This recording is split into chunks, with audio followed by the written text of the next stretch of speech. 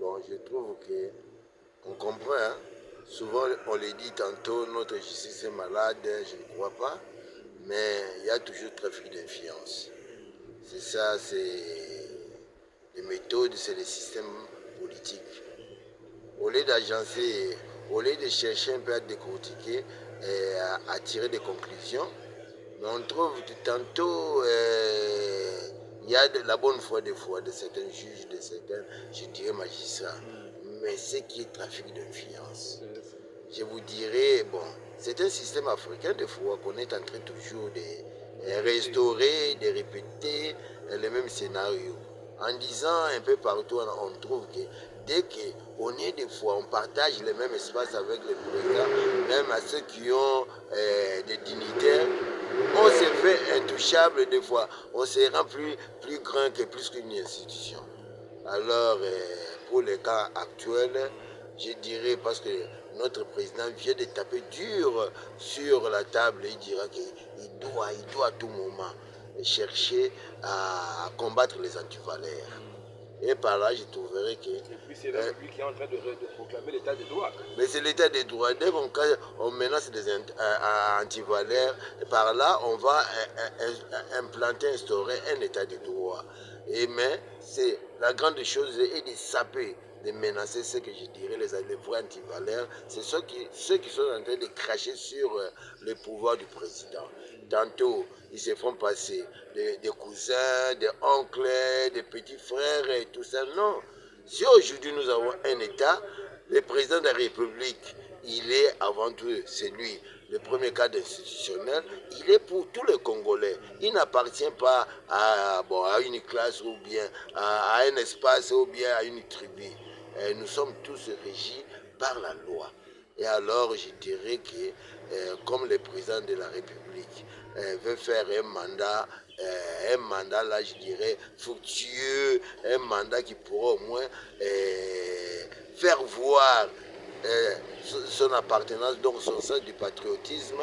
Je crois bien cette fois-ci, on va y accoster. J'en suis sûr, on va atterrir pour qu'on arrive à connaître qu'aujourd'hui, la loi est appliquée, puis nous sommes devant l'état des droits. Hein? Donc, je trouve qu'on aura gain de cause. Et comme j'ai l'historique, et comme c'est pas ramassé, il y a ce qui est écrit, mais nous devons toujours respecter les droits des autres.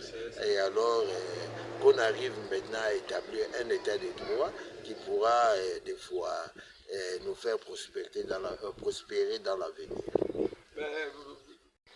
Mais si on parle aujourd'hui, qu'on dit, c'est que parce qu'il faut, dès qu'on va en justice, il faut être optimiste.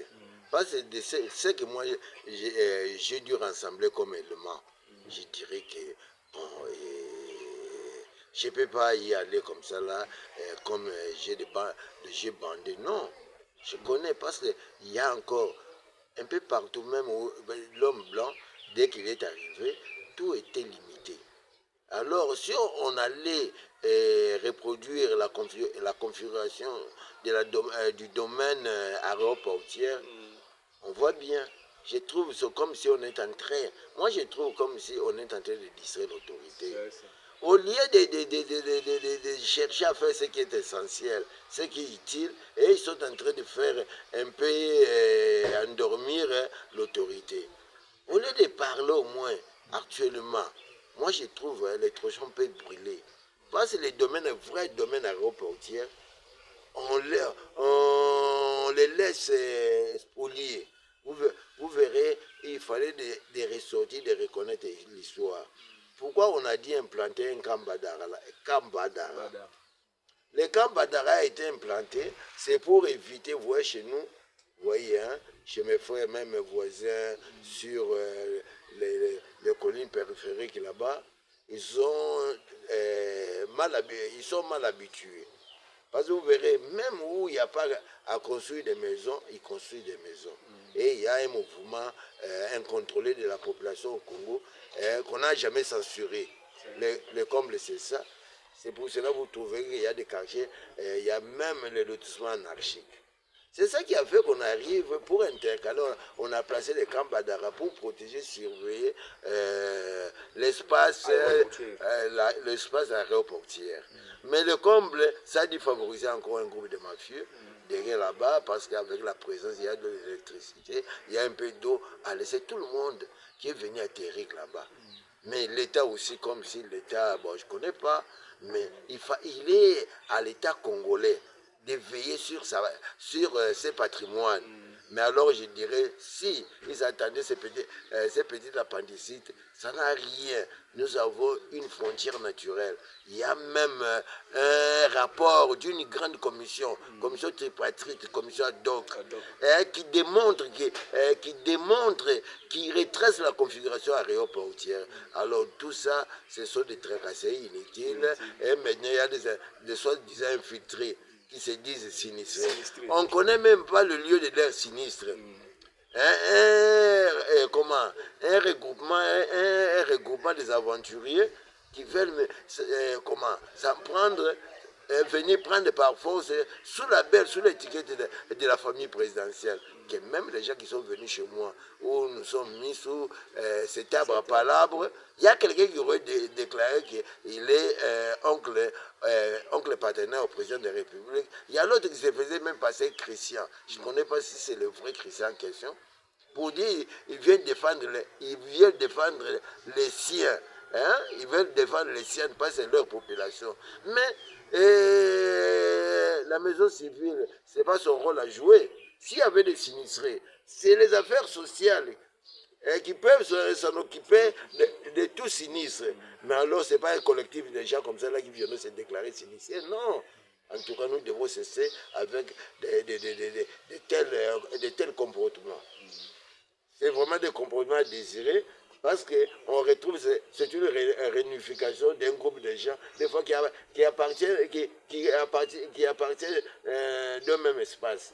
Alors, on a fini, parce que c'est ce qu'on a connu ici à Kinshasa. Si Kinshasa aujourd'hui est devenu, ce Kinshasa est devenu, c'est suite à quoi? À ces mouvements de la population contrôlée.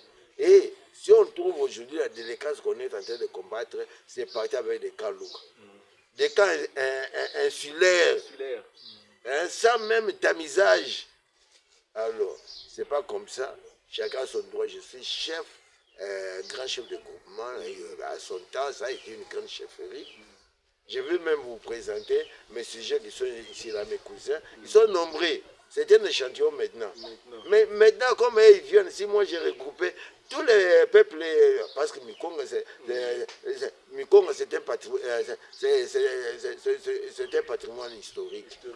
Parce que l'homme là a y trouvé déjà, il y avait une population organisée. Alors, moi aussi de mon côté, je ferai appel à tous les autochtones. Donc, je ne dirais pas l'autochtone parce qu'ils n'y habitent pas, les originaires. Hein, ceux qui reproduisent leur identité de Amikonga depuis les ancêtres qui viennent, qu'on puisse un peu faire éclater les choses parce qu'ils vont se sentir exclus. Moi aussi, c'est un éveil.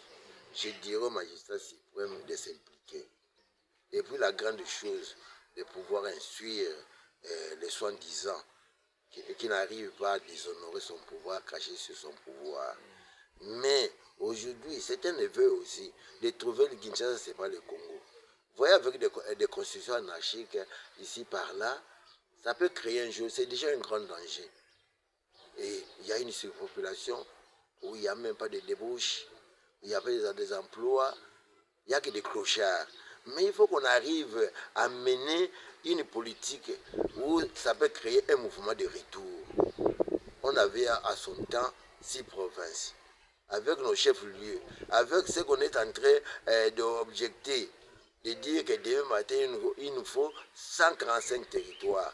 Avec nos 145 territoires, comment parvenir à faire développer ces 45 territoires pour que le développement soit endogène? Il leur faut aussi des ressources humaines.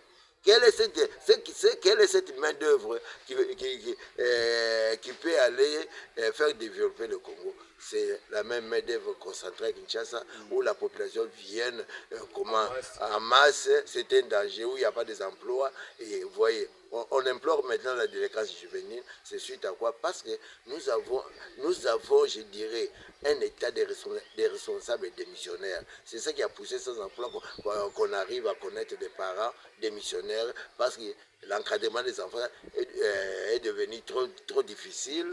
Mais nous devons maintenant chercher à désengorger tout ça pour favoriser aussi d'autres provinces pour son développement. Merci beaucoup.